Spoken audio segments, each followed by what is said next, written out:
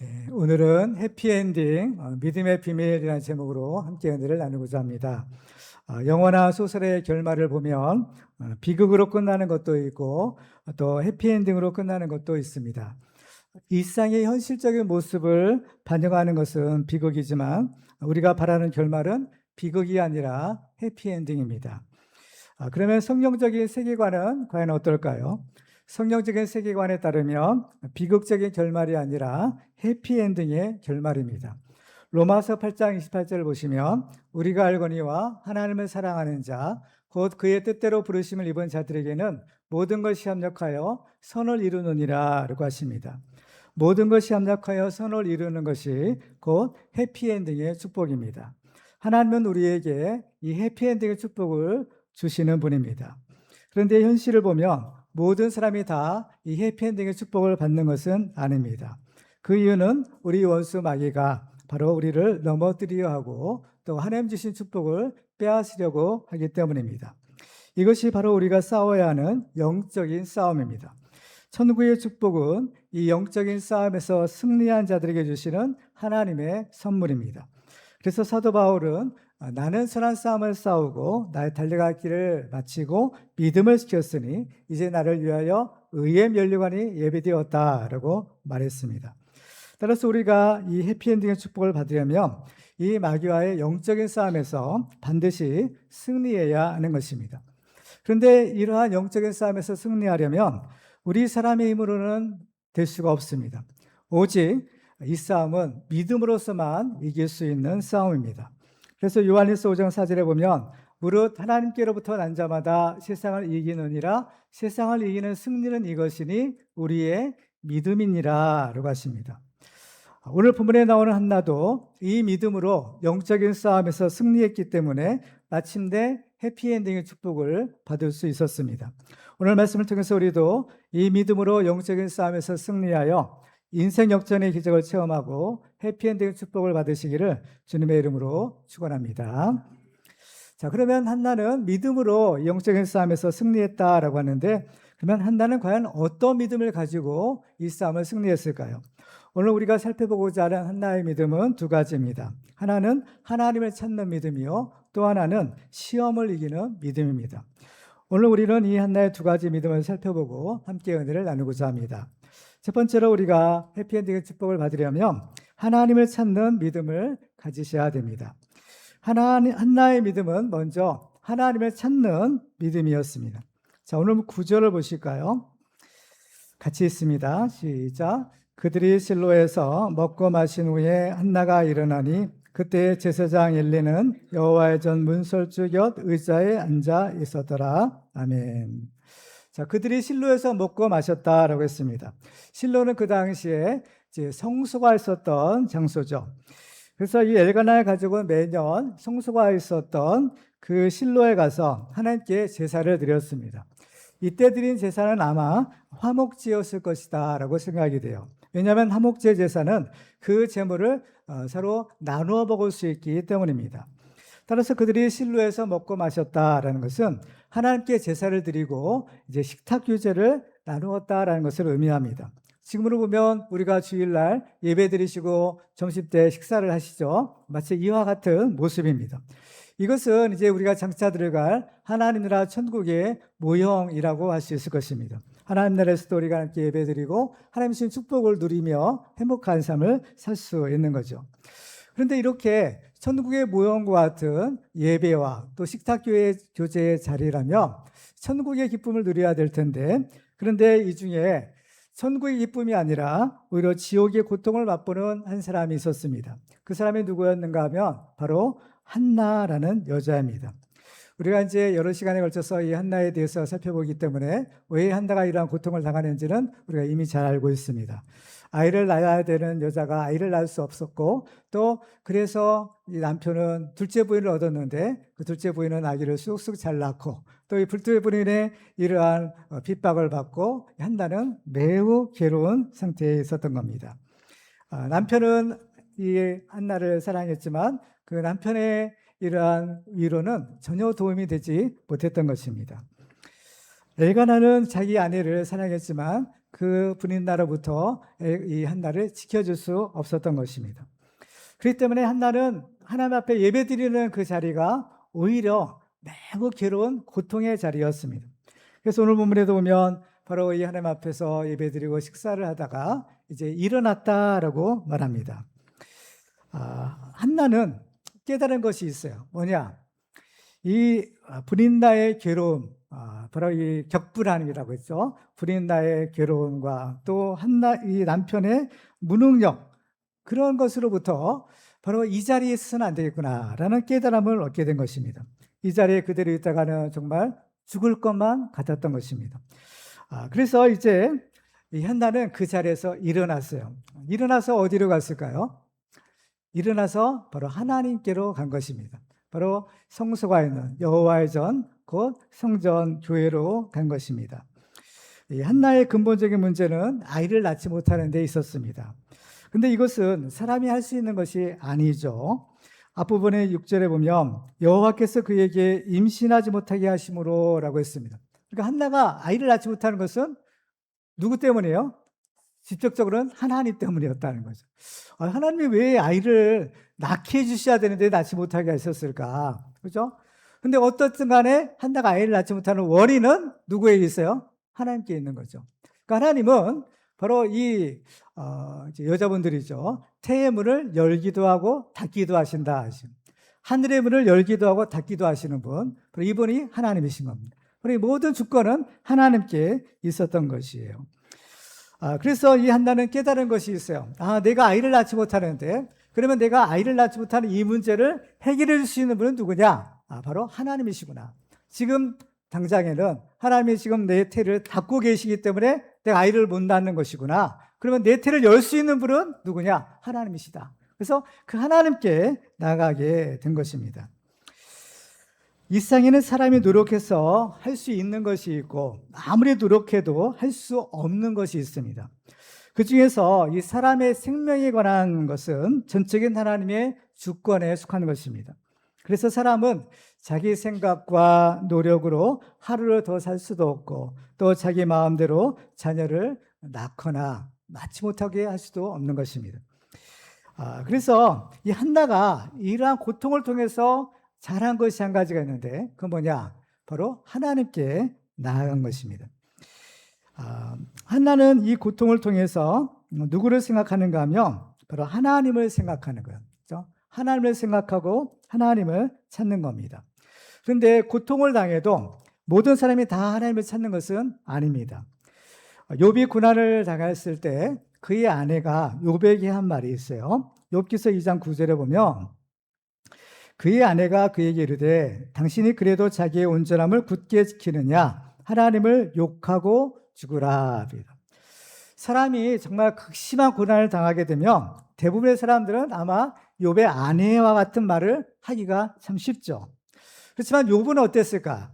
이어지는 10절에 보면 그가 이르되 그대의 말이 한 어리석은 여자의 말 같도다. 우리가 하나님께 복을 받았은즉 화도 받지 아니하겠느냐 하고 이 모든 일에 욥이 입술로 범죄하지 아니하니라 라고 하십니다.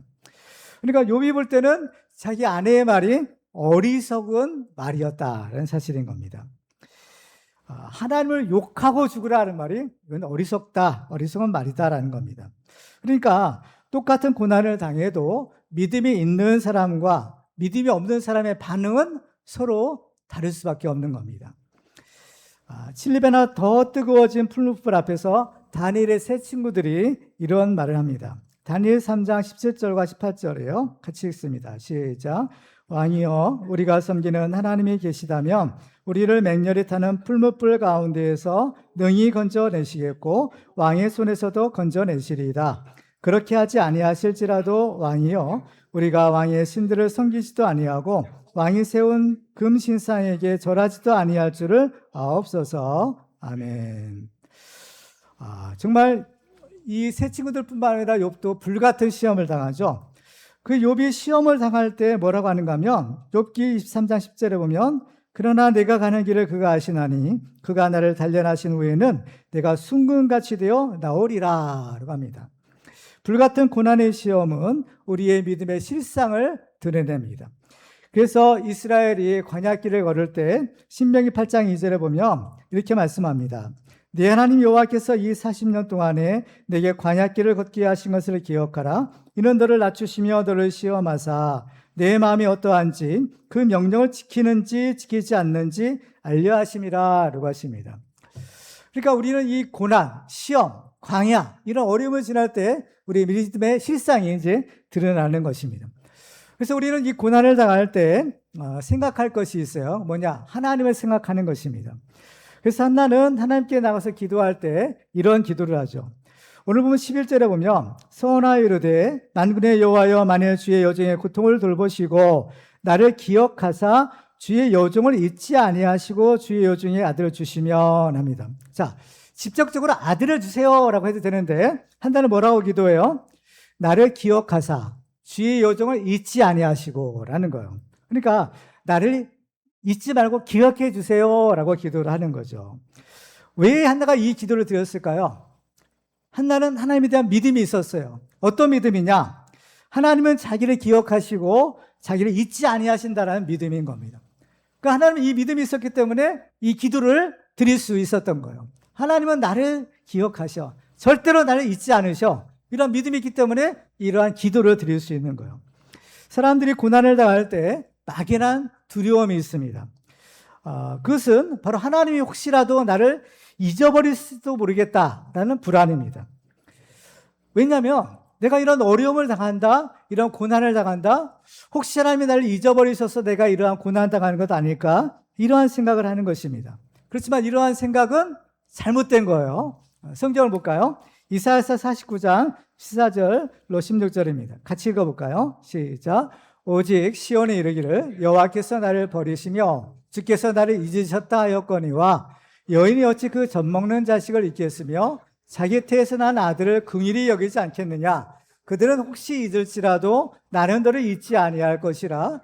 내가 너를 내 손바닥에 새겼고 너의 성벽이 항상 내 앞에 있나니. 아멘. 그렇습니다. 하나님이 오죽했으면 우리의 이름을 손바닥에 새길 정도로 하셨겠어요. 하나님은 절대 우리를 잊어버릴 수 없다. 항상 우리를 생각하신다. 우리 눈동자처럼 지키고 계시다라는 것입니다. 따라서 우리는 이 고난의 때, 바로 어려울 때 우리는 바라봐야 될 대상이 있는 겁니다. 우리는 이 고난의 때 바로 우리를 괴롭히는 사람들, 또 우리의 막막한 현실, 이것만 바라보면 안 돼요. 이것만 바라보면 어때요? 숨 막혀 죽을 수밖에 없습니다. 우리는 이러한 현실 너머에 계시는 하나님을 생각해야 되는 거예요. 그렇죠? 그래서 그 하나님을 기억하는 것입니다. 우리가 고난을 당할 때 가장 중요한 것이 바로 이것입니다. 우리가 하나님을 생각하는 것, 그리고 그 하나님이 베푸셨던 은혜를 기억하는 거예요. 그죠? 그러면 우리는 다시 하나님을 찾을 수 있고 또 하나님께 나아갈 수 있는 것입니다. 그렇죠. 영어 단어에 보면 터닝 포인트라는 단어가 있어요. 우리말로 하면 전환점이라는 그런 말입니다. 바로 이 고난의 내리막길을 가는 인생에 터닝 포인트가 있어요. 그것은 바로 하나님을 생각하고 하나님을 기억하는 것입니다. 예를 들면 누가복음 15장 보면 탕자의 비유 얘기가 나오죠. 아버지의 많은 재산을 가지고 먼 외국에 가서 허랑방탕하던 탕자가 완전히 거지가 되었습니다. 그래서 이런 탕자가 그 인생의 터닝 포인트가 있었는데 그것은 바로 아버지의 집을 기억하는 거예요. 누가복음 15장 7절에 보면 그 장면을 이렇게 기록합니다. 이에 스스로 돌이켜 이르되 내 아버지에게는 양식이 풍족한 품꾼이 얼마나 많은가. 나는 여기서 줄여 죽는구나. 정말 돼지가 먹는 음식조차도 먹을 수가 없어서 야 이제 진짜 나는 죽는가 보다. 뭐 이런 절박한 상황에 처했을 때 이 사람이, 이 아들이 기억해낸 것이 뭐냐? 자기 아버지 집을 생각한 거예요. 내가 아버지 집에 있을 때는 얼마나 풍족했는가. 그걸 지금 생각하는 거죠. 그래서 야 아버지 집에 만약 내가 있다면 내가 이런 어려움을 당하지 않아도 될 텐데 이걸 기억하는 거예요. 그렇죠? 그래서 어때요? 이때부터 이 탕자는 아버지 집으로 돌아가기 시작합니다. 터닝 포인트가 돼요. 오늘 본문과 같은 사사시대를 배경으로 하는 룻기서에도 마찬가지죠. 바로 이 나오미가 모압 땅에서 고향 소식을 들었습니다. 룻기서 1장 6절에 보면 그 장면을 이렇게 기록해요. 그 여인이 모압 지방에서 여호와께서 자기 백성을 돌보시사 그들에게 양식을 주셨다함을 듣고 이에 두 며느리와 함께 일어나 모압 지방에서 돌아오려 하여라고 합니다. 나오미는 본래 모압 지방에 살던 사람이 아니었어요. 베들레헴 사람입니다. 이스라엘 사람입니다. 근데 거기에 흉년이 들어서 그 흉년 피해 보려고 모압 땅으로 내려온 거예요. 근데 모압 땅에서 큰 어려움을 겪죠. 그러다가 이 베들레헴 땅에 다시 하나님이 양식 주셨다. 이 소식을 들은 거예요. 그 소식을 들었을 때 이 나오미는 하나님의 베푸신 은혜를 기억하는 거예요. 야, 우리가 베들레헴에 있을 때 얼마나 풍족했을까 했느냐. 그죠? 그걸 기억하는 거예요. 그래서 야, 이제 여기 있어도 안 되겠다. 가야지. 그죠? 고향으로 돌아가야지. 발걸음 옮긴 거예요. 이것이 나오미의 인생의 터닝 포인트가 된 겁니다. 우리 인생에도 터닝 포인트가 있어요. 특별히 이 나오미는 어때요? 모압으로 내려간 거예요. 모압 지방은 이방 땅이에요. 지금으로 보면 하나님을 믿는 사람이 하나님을 믿지 않게 된 겁니다. 한때 신앙을 가졌던 사람이 신앙을 잃어버린 거예요. 이게 이방 땅이에요. 모압 땅이에요. 근데 이방 땅에 살던 나오미가 고향 소식을 들어요. 그죠? 하나님을 기억해요. 그리고 어때요? 돌아와요. 마찬가지예요. 지금도 많은 사람이 이 모압 땅과 같은 불신앙의 자리에 있는 사람들이 얼마나 많은지 몰라요. 그들이 하나님께 돌아오려면 이 터닝 포인트가 필요해요. 그게 뭐냐? 하나님을 생각하는 거예요. 하나님의 은혜를 기억하는 것입니다. 그때 이 사람은 다시 하나님께 돌아올 수 있는 것입니다. 그렇습니다. 우리가 하나님을 생각하는 것이 매우 매우 중요한 거예요. 우리가 하나님을 생각하면요, 하나님도 우리를 생각해 주셔요. 자, 오늘 19절 볼까요? 그들이 아침에 일찍 일어나 여호와 앞에 경배하고 돌아가 라마의 자기 집에 이르니라. 엘가나가 그의 아내 한나와 동침하매 여호와께서 그를 생각하신지라. 한나가 그렇죠? 이 고통 가운데 하나님을 생각하고 하나님께 나왔죠. 하나님께 나를 기억해 주세요 기도했어요. 그랬더니 하나님이 그 기도를 들어주셨을까 안 들어주셨을까요? 들어주셨어요. 그래서 어떻게 해요? 여호와께서 그를 생각하신지라 라고 하셨어요. 그렇죠. 그렇다면 하나님은 이때만 한나를 생각하셨을까요? 그렇지 않아요. 그죠? 이사야서의 말씀처럼 하나님은 우리 이름을 손바닥에 새긴 것처럼 절대로 우리를 잊어버린 적이 없으세요. 그죠? 그러니까 하나님은 항상 우리를 생각하고 계셨다는 거예요. 문제는 누구예요? 우리가 있는 거예요. 우리는 하나님을 항상 생각하는 것이 아니죠. 잘 나갈 때는 그저 내가 열심히 해서, 내가 지혜가 있어서, 내가 정말 똑똑해서 잘 나가는 것처럼 생각해요. 하나님을 생각하지 않는 것입니다. 그러다가 어려운 일을 만나고 나서야 그때서 하나님을 생각하는 것입니다. 그래서 우리가 그때서야 하나님을 생각하면 하나님도 우리를 생각해 주시는 것처럼 보이는 겁니다. 그러니까 이것은 뭐예요? 우리의 관점이라는 거예요. 우리의 관점에서 우리가 하나님을 생각하니까 하나님께 우리를 기억해 주세요 기도하니까 하나님께서는 우리를 생각하신 것처럼 우리는 보이는 거예요. 그렇지만은 하나님의 관점에서 보면 어때요? 우리 잊어버린 적이 없으신 거예요. 그렇죠? 그렇습니다. 여기서 보면 한나의 기도는 어때요? 무엇으로 응답되느냐? 하나님이 그를 기억하시는 것으로 응답이 돼요. 성경을 보면 하나님이 기억해 주시는 사람이 복이 있는 사람인 겁니다. 왜냐하면 하나님이 생각하시는 사람은 바로 하나님께서 우리의 모든 문제를 다 해결해 주시기 때문인 겁니다. 출애굽기에 보면 이스라엘 백성이 애굽에서 극심한 고난을 당하죠. 고통 중에 부르짖을 때 하나님이 그 소리를 들으셨고 그들을 생각하셨다라고 했어요. 그 장면을 출애굽기 2장 23절 이하에 이렇게 기록합니다. 여러 해 후에 애굽 왕은 죽었고 이스라엘 자손은 고된 노동으로 말미암아 탄식하며 부르짖으니 그 고된 노동으로 말미암아 부르짖는 소리가 하나님께 상달된지라. 하나님이 그들의 고통 소리를 들으시고 하나님이 아브라함과 이삭과 야곱에게 세운 그 언약을 기억하사 하나님이 이스라엘 자손을 돌보셨고 하나님이 그들을 기억하셨더라. 여기도 마찬가지예요. 하나님은 절대로 그들을 잊어버린 적이 없는 거예요. 근데 애굽 땅에서 편안하게 잘 살다 보니까 하나님은 까맣게 잊어버려요. 그러다 고통을 당하니까 하나님이 잘 생각난 거예요. 그렇죠? 한나의 믿음은 고난 가운데 하나님을 생각하고 그 하나님을 찾는 믿음이었다라는 사실인 겁니다. 하나님을 생각하고 하나님을 찾는 믿음이 뭐가 그렇게 대단하냐라고 생각될지 모릅니다. 그렇지만은 이것은 사실은 굉장히 중요한 사건이에요. 이것은 정말 이 한나의 인생의 터닝 포인트를 이루는 굉장히 중요한 사건이었더라는 겁니다. 이것은 우리도 마찬가지예요. 우리도 우리 인생에 하나님을 생각하고 하나님의 은혜를 기억하고 하나님께 나아가는 것, 이것이 우리 인생의 터닝 포인트가 되는 겁니다. 한나의 이러한 믿음, 하나님을 생각하고 하나님께 나아가는 믿음, 이 믿음은요, 놀라운 능력이 생기는 거예요. 어떤 능력이냐? 바로 하나님 앞에서 참된 예배자로 설 수 있게 하고 사람을 구원하는 능력이 있는 거예요. 오늘 본문에 있는 사무엘상 1장을 보면 하나님께 예배 드리는 장면이에요. 배경이 실로잖아요. 실로, 성소가 있는 거, 이렇게 예배 드리는 거. 배경이 예배예요. 그죠? 하나님의 전이에요. 그런데 여기에는 어때요? 예배를 드리는 사람의 숫자가 점점 많아지고 있다는 사실이에요. 자, 3절을 볼까요? 이 사람이 매년 자기 성읍에서 나와서 실로에 올라가서 만군의 여호와께 예배하며 제사를 드렸는데 라고 했어요. 자, 여기서 이 사람은 바로 엘가나죠. 바로 엘가나입니다. 근데 이제 엘가나가 매년 하나님께 나와서 예배를 드려요. 여기에는 한나의 이름은 없어요. 그래서 이 사람은 엘가나 한 사람입니다. 자, 그런데 이제 한나가 하나님께 나와서 이제 기도 응답 받고 이제 집으로 돌아갈 때 예배를 한 번 더 드리는데요. 자, 19절이에요. 그들이 아침에 일찍 일어나 여호와 앞에 경배하고 돌아가 라마의 자기 집에 이르니라. 여기서 보면 이제 그들이 이제 집에 가기 전에 한 번 더 예배를 드리는데 그들이 아침에 일찍 일어나 하나님 앞에 경배하고, 여기서 하나님 앞에 예배 드릴 때 주어가 누구예요? 그들이죠. 그들이는 뭐예요? 복수형이에요. 그렇죠? 복수형이에요. 그래서 그들이는 그러면 누구겠어요? 엘가나와 한나인 겁니다. 엘가나와 한나.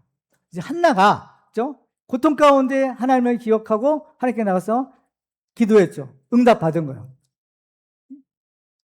한나가 이제 예배자가 되는 거예요. 그죠? 그리고 나서 21절에 보면 이제 그의 온 집이 예배자가 돼요. 21절 보면 그 사람 엘가나와 그의 온 집이 여호와께 매년제와 서원제를 드리러 올라갈 때, 자, 여기서 보면 예배 드리러 올라가는 사람들이 누구예요? 그 사람 엘가나와 그의 온 집이래. 그의 온 집이. 여기는 누가 포함되겠어요? 엘가나, 한나, 또 그 집 사람들은 다 이 사람들이 예배 드리는 거예요. 그러면 보세요. 처음에 엘가나가 예배 드렸다고 했어요. 그러면 엘가나가 예배 드릴 때 엘가나와 함께 성수에 올라갔던 그 식구들이 있죠. 그럼 그 식구들은 예배 드리지 않았을까요?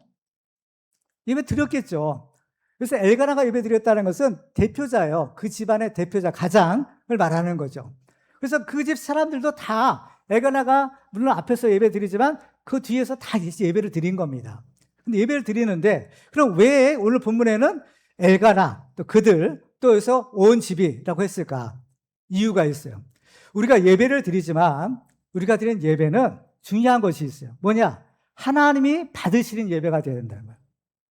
여러분들이 지금 예배 자리에 오셨잖아요. 예배 드리지만 여러분들의 예배가 하나님이 받으시는 예배가 있고 하나님이 받지 않으시는 예배가 있는 겁니다. 가인의 제사가 있고 아벨의 제사가 있다고 했잖아요. 그렇죠? 그래서 중요한 것은 하나님이 받으시는 예배를 드리는 사람이 누구냐라는 거예요. 처음에는 엘가나였어요. 두 번째는 엘가나와 한나야. 세 번째는 어때요? 온 집안 식구들이에요. 뭐예요? 하나님이 찾으시는 예배자가 이제 엘가나로부터 시작해서 이제 한나와 또 온 집안 식구들이 다 예배 드렸다. 이거 뭐예요? 이 예배 드리는 자들은 하나님이 인정하시는 예배자라는 거예요. 그렇죠? 진짜 예배자인 거죠. 그렇습니다. 이 변화가 어디서 생겼어요? 한나로부터 생긴 거예요. 한나가 그 고통 중에 하나님을 생각하고 하나님께 나아갔더니, 하나님께 나가서 기도했더니 이제 거기부터 터닝 포인트가 생긴 거예요. 이 집안의 포인트가 생긴 터닝 포인트인 거예요. 그렇죠? 엘가나부터 시작된 그 믿음이 이제 온 집안 식구들이 다 믿은 거예요. 그렇죠? 여러분들의 가족들 중에는 믿는 분도 있고 아직 안 믿는 분도 계시잖아요. 그렇죠? 우리 여러분들의 간절한 기도 제목이 뭡니까? 온 가족 식구들 다 같이 예수 믿고 구원받게 해주세요.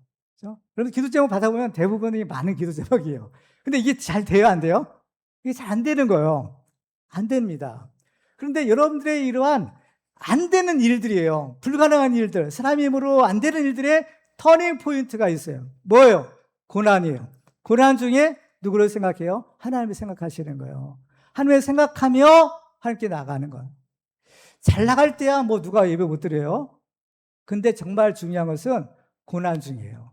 고난 중에도 하나님께 예배드리고, 고난 중에도 하나님을 찾고, 고난 중에도 하나님께 기도하고, 고난 중에도 하나님을 찬양하는 것. 이 믿음이 진짜인 겁니다. 이 믿음이 자기 자신은 물론이거니와 자기의 가족을 구원하는 거예요. 한나의 믿음이 어때요? 이제 온 집안 식구를 다 구원하여서 하나님 앞에 참된 예배자로 서게 하는 그러한 축복의 주인공이 되었다는 사실인 겁니다. 그렇지만 안타깝게도 얼마나 많은 사람들이 그렇죠? 이 고난의 때에 자기 마음대로 되지 않을 때 실망할 때 하나님을 떠나가는지 모릅니다. 정말 안타까운 일이 아닐 수가 없는 거죠. 그렇지만 우리는 이 고난의 때일수록 더 하나님을 생각하고 하나님의 은혜를 기억하셔야 돼요. 그래서 하나님을 찾고 하나님께로 나아가셔야 되는 겁니다. 이것이 하나님이 우리에게 원하시는 믿음입니다. 도저히 돌아갈 엄두가 안 나고 또 돌아갈 염치가 없어도 하나님께 돌아가서 하나님의 은혜를 구하며 하나님은 우리를 용납하시고 우리를 다시 회복시켜 주시는 겁니다. 우리도 이 고난의 때에 하나님을 생각하고 하나님을 찾는 믿음으로 인생 역전의 기적을 체험하고 참된 예배자로 서시기를 주님의 이름으로 축원합니다. 두 번째, 우리가 해피엔딩의 축복을 받으려면 시험을 이기는 믿음을 가져야 합니다. 우리가 하나님의 뜻대로 살려고 하면 영적 세계에는 큰 움직임이 생긴대요. 이 두 가지 극단적인 움직임인데, 하나는 하나님이 우리를 너무 기뻐하시는 거예요. 여러분들이 신앙생활 열심히 해보려고 하면 결단하면 누가 기뻐하세요? 하나님이 기뻐하세요. 이와 반대로 싫어하는 존재가 있어요. 누가 싫어할까요? 마귀요. 마귀 사탄이 싫어해요. 마귀가 특별히 제일 싫어하는 것은 우리가 기도하는 것을 싫어합니다. 왜냐? 기도는 하늘의 군대를 움직이기 때문인 거예요. 하늘의 능력을 끌어올리는 것이기 때문에 우리가 기도하면 마귀 사탄은 쫓겨날 수밖에 없는 것입니다. 그래서 마귀는 우리가 기도하는 것을 어떻게 쓰든지 회방하고 방해하는 거예요. 제가 이제 이번 달 초에 기도원에 갔다 왔잖아요. 거기서 이제 들은 얘기가 있는데 뭐냐? 이 마귀는 우리가 그죠? 눈만 감아도 겁을 낸대요. 눈만 감아도 도망간대요. 왜 눈을 감을까요? 기도하는 눈. 우리가 하나님 앞에 기도하기 위해서 눈만 딱 감아도 어때요? 마귀는 벌써 벌벌 떨고 도망간다는 얘기가 있어요. 그렇죠? 기도가 그렇게 능력 있는 거예요. 그런데 그래서 마귀가 우리가 기도하는 그렇게 싫어하기 때문에 마귀는요, 또 우리 눈을 감게 해요.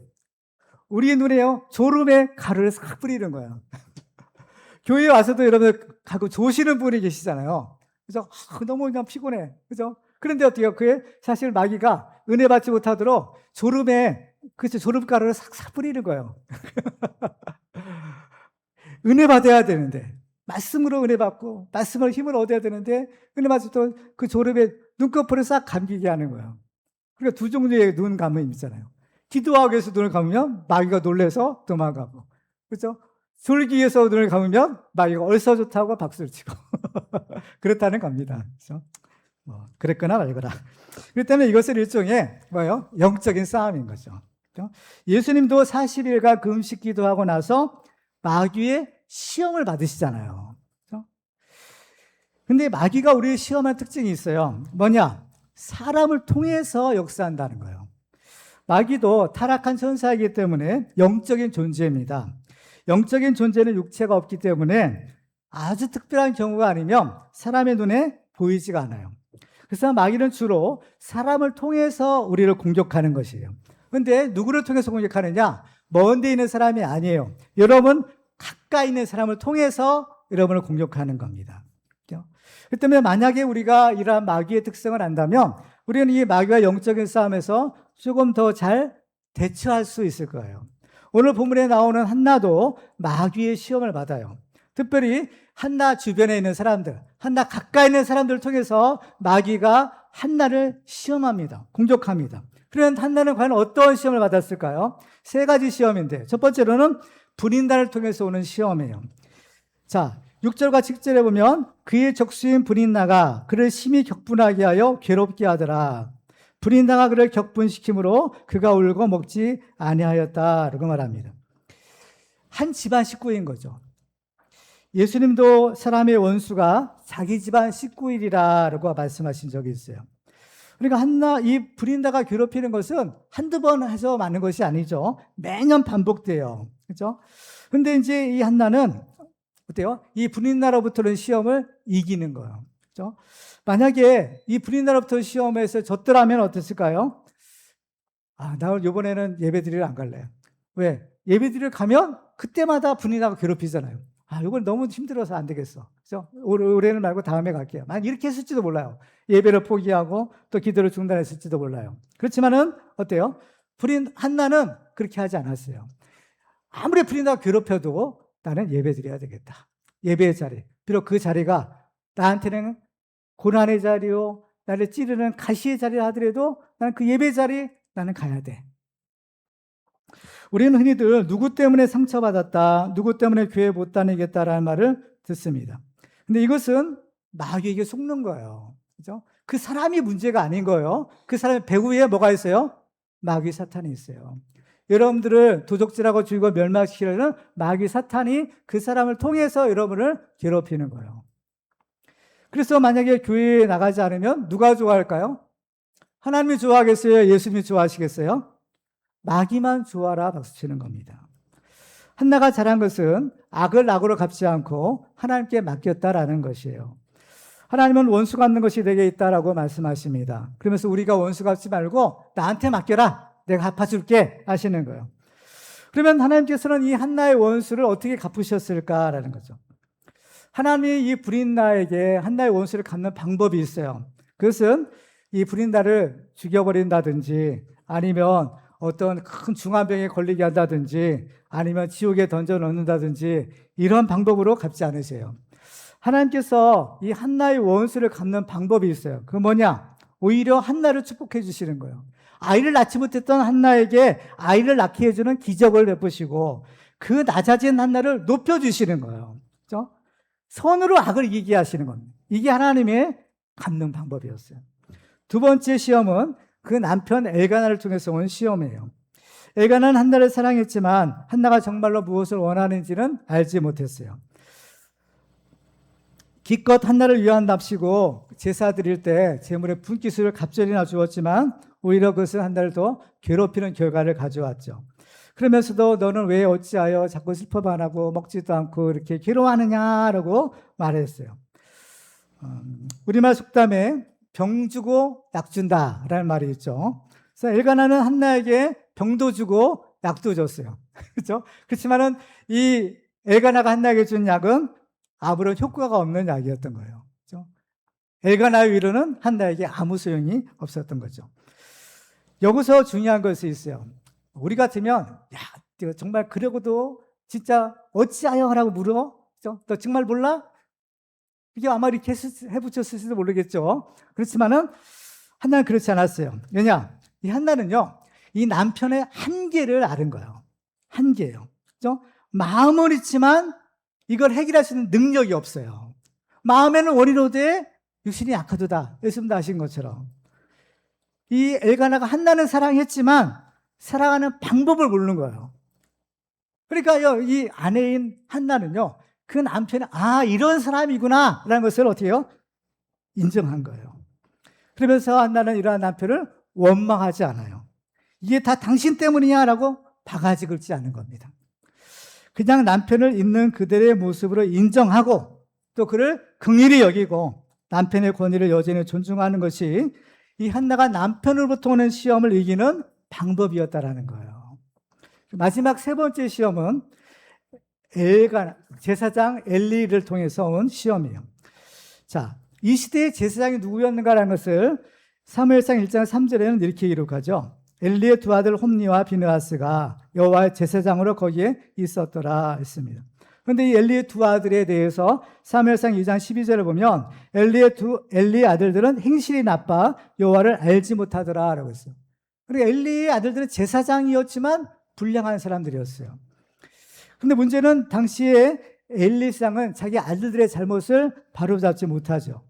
그래서 급기야 하나님께서 하나님의 종을 보내서 엘리에게 경고하셔요. 엘리의 문제가 뭐냐? 근본적인 문제가 있어요. 그건 뭐냐? 하나님보다 자기 아들들을 더 중히 여긴 것이었다는 것. 하나님 이걸 지적하시는 겁니다. 그야말로 그 아들이 그에게 우상이 되었던 거예요. 그러니까 그들은 결코 좋은 목회자가 아니었던 것입니다.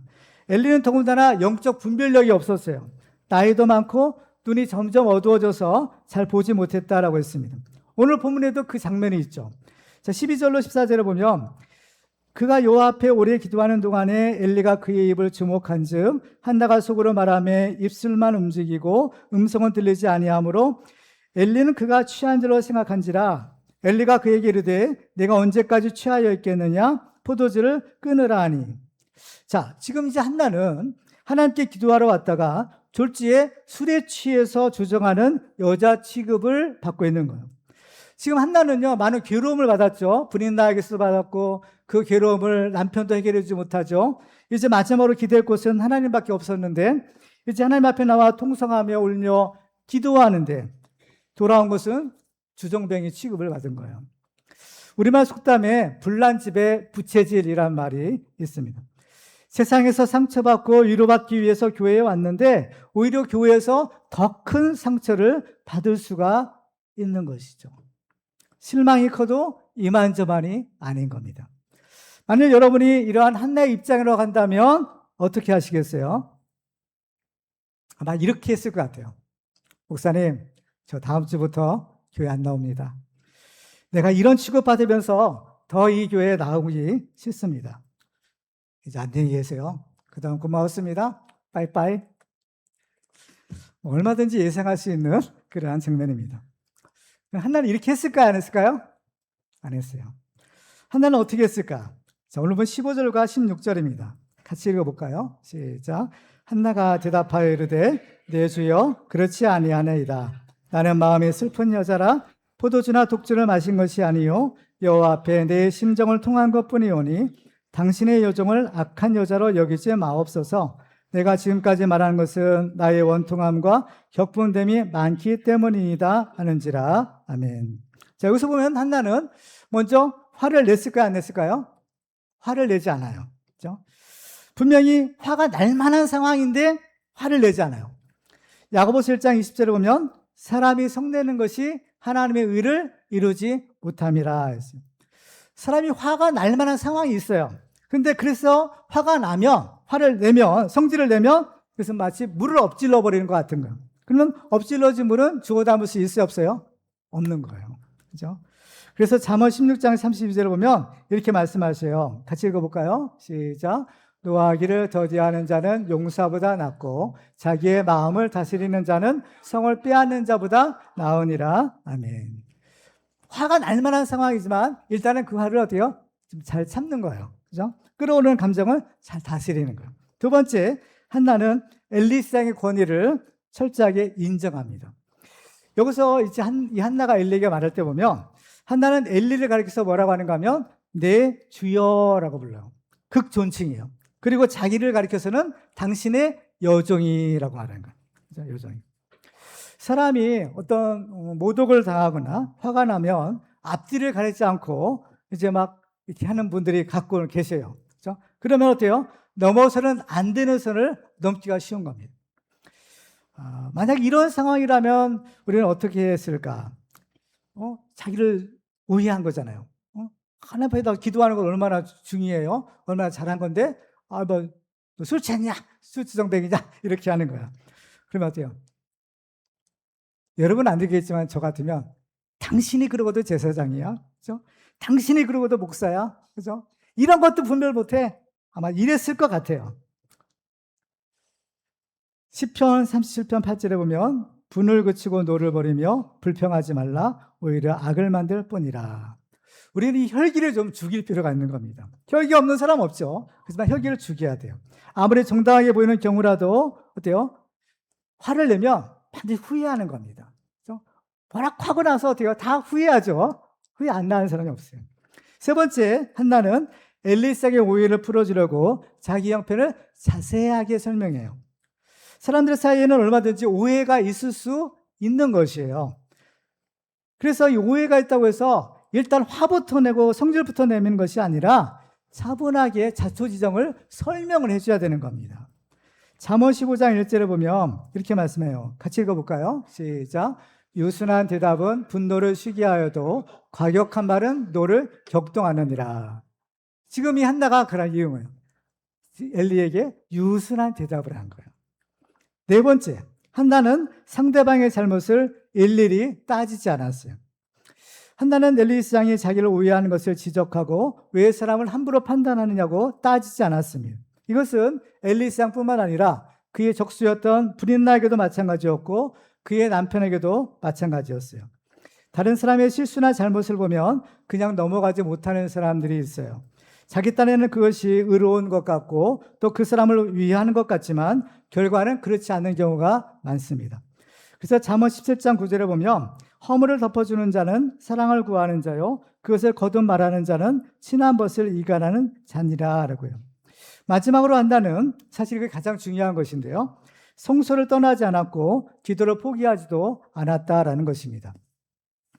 우리가 볼 때 우리가 한나의 입장이라면 이제 기도했던 것을 이제 중단하고 또 그 자리, 모욕받고 멸시받은 그 자리를 당장 뛰쳐나가야 된다라고 생각할 수 있어요. 만약 여러분이 한나의 입장이라면 어떻겠어요? 여러분도 그렇게 하지 않겠습니까? 어디 교회가 여기 하나밖에 없나? 그죠? 다른 교회를 찾아다닐지도 모르겠어요. 근데 보세요. 만약 한나가 거기에서 엘리사장을 욕하고 그 성소를 박차고 뛰어나왔더라면 어떻게 되었을까요? 그죠? 과연 한나가 중요한 건 이거예요. 사무엘을 낳을 수 있었을까요? 사무엘을 낳을 수 있었을까요? 못 낳아요. 그죠? 그렇다면 만약 사무엘이 없다면 어떻게 될까요? 사무엘은 사사시대의 암흑기를 끝내고 새로운 왕정시대를 시작하는 사람이었어요. 그렇다면 이것은 한나 개인의 차원이나 가정의 차원의 문제를 넘어서 이스라엘 나라 공동체의 문제가 생기는 것. 그리고 이것은 더 나아가서 하나님의 구원 계획에도 큰 차질이 생기는 것이었더라라는 겁니다. 개인의 차원의 문제가 아닌 거예요. 그렇죠? 그런데 한나는요, 정말 감사하게도 이런 모든 시험을 다 이기죠. 브릿나로부터 자기 남편으로부터 또 제사장으로부터 모든 시험을 다 이기고 승리해요. 우리가 시험을 참고 승리하면 하나님이 주시는 상급이 있다는 사실을 알아야 돼요. 자, 야고보서 1장 12절 같이 읽어볼까요? 시작. 시험을 참는 자는 복이 있나니 이는 시련을 견디어낸 자가 주께서 자기를 사랑하는 자들에게 약속하신 생명의 면류관을 얻을 것이기 때문이라. 시험을 참는 자, 시험을 이기는 자가 복이 있다는 것. 그렇죠? 그들에게는 생명의 면류관이 예비되었기 때문인 거죠. 그래서 한나는 시험을 당했지만 믿음으로 그 시험을 이기고 승리했을 때 마침내 하나님이 주시고자 하는 큰 축복을 받게 됩니다. 그 축복은 바로 그토록 소원했던 바로 이 사무엘 아들을 낳는 축복이었어요. 그래서 하나님께서는 이 한나에게 주신 축복이 뭐냐? 사무엘을 낳는 축복인 거예요. 그렇죠? 사무엘 낳는 축복이 뭐가 그렇게 대단하냐? 보세요. 이 사무엘은 하나님의 종입니다. 어쨌든 간에 하나님은 사무엘을 보내실 거예요. 한나를 통해서 보내지 않으면 다른 사람을 통해서 보내시는 거예요. 중요한 건 이거예요. 어떤 방법이든 하나님은 사무엘을 보내셔요. 사무엘을 통해서 하나님의 위대한 일을 이루셔요. 근데 그다음 위대한 일을 이루시는 그 축복의 사무엘, 그 사무엘이 누구를 통해서 낳느냐, 누구의 아들이냐, 이게 중요한 거예요. 여기서는 사무엘의 어머니가 누구예요? 한나야. 하나님은 그 한나를 통해서 사무엘을 낳게 하셨어요. 예수님을 낳은 사람이 누구죠? 마리아. 성육신하신 예수님을 낳은 사람이 마리아예요. 그래, 이 생의 모든 여자 중에서, 그죠? 마리아가 최고의 축복인 겁니다. 하나님의 아들을 잉태하고 낳은 사람이 마리아이기 때문입니다. 이와처럼 사무엘을 낳은 한나가 축복인 거예요. 그렇죠. 하나님은 이 위대한 하나님의 종을 한나를 통해서 태어나게 하신 거죠.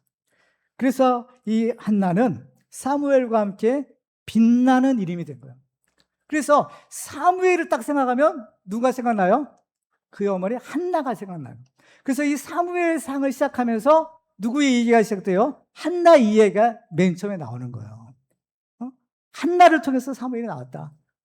그 고통 가운데, 고난 가운데 하나님을 생각하고 하나님께 기도해서 낳은 아들이 사무엘이. 그래서 사무엘이 이름이 빛나는 것처럼 바로 사무엘과 함께 그를 낳은 한나가 하나님의 축복이요 빛나는 이름이 된 겁니다. 그렇습니다. 앞으로 어떤 일이 일어나기 전에 미리 나타난 징조를 가리켜서 전조 현상이라는 말 하죠. 그렇죠? 그래서 이제 엘리야 때 보면 3년 반이나 이제 비가 오지 않아서 가뭄이 들었을 때 엘리야가 기도합니다. 기도할 때 갈멜산에 올라가서 기도하는데 그 종을 저쪽으로 바다 쪽으로 보내죠. 야, 뭐 안 보이냐? 보니까 안 보여. 7번 갔다 오잖아요. 근데 이제 마지막 7번째 뭔가 보입니다. 뭐요? 손바닥만한 구름이 보입니다. 그래서 뭐요? 야, 됐다. 그죠? 이제 내려가자. 그죠? 아직 비는 안 와요. 그죠? 근데 그 손바닥만한 비가 큰 비를 어떻게요? 몰고 오는 징조였던 거예요. 징조인 겁니다. 이처럼 하나님이 주실 엄청난 축복의 전조가 있어요. 그게 뭐예요? 바로 이 시험이요. 바로 이 고난이라는 겁니다. 하나님은 고난을 통해서 우리가 받을 그 축복을 준비하게 하시는 거예요. 그렇죠? 그렇습니다. 그래서 우리는 시험을 당할 때 하나님이 예비하신 축복, 하나님이 주신 축복을 기대하셔도 좋아요. 그렇죠? 고난이 크면 클수록, 시험이 크면 클수록 하나님이 예비하신 축복은 그만큼 더 큰 것입니다. 그때 우리는 이 시험에 어때요? 지고 넘어지는 것이 아니라 이 시험을 이기고 승리하는 믿음의 승리자가 될 줄로 믿습니다. 그렇습니다. 우리는 어떤 시험이 와도 믿음으로 그 시험을 이기고 승리함으로 하나님이 예비하신 큰 축복의 주인공 되기를 주님의 이름으로 축원합니다.